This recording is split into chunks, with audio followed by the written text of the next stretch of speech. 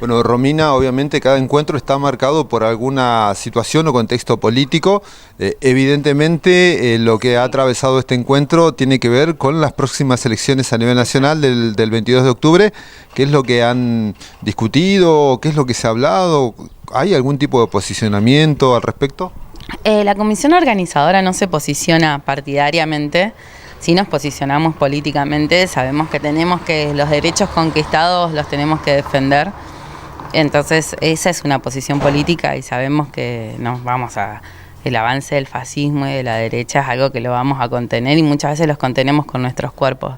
Entonces, en ese sentido, en eso sí hay un posicionamiento político y muchas comisiones todas dieron su posición política, por eso nos juntamos y por eso armamos estrategias para desarmar este mundo y armar un mundo feminista. Bueno, Romina, entendemos que están o en el transcurso de estos días van a seguir evaluando o van a ir asimilando, ¿no?, todo lo que fue este encuentro. Sí, todavía nos cuesta bajar un poco, aparte estamos cerrando un montón de cosas.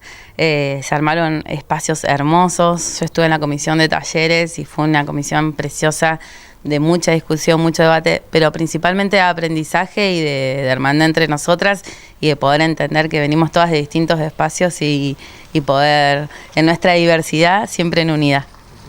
Bueno, a la gente de Bariloche, ¿qué le podemos decir a propósito, ¿no?, de algunas reflexiones que han surgido de este encuentro?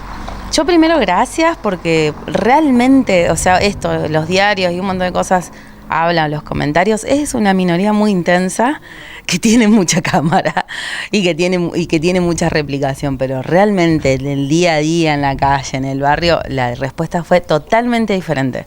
Y eso para mí saber que los encuentros que llenan las calles, que llenar las calles es un acto político en sí, pero que si el acompañamiento de la comunidad no está, termina desdibujándose. En Bariloche eso estuvo y eso es increíble.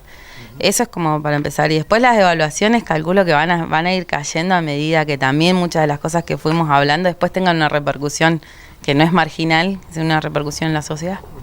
Bueno, Romina, por último, la comisión organizadora sigue actuando, trabajando por un tiempo más y cómo entiendo que empiezan a trabajar para el encuentro en Jujuy.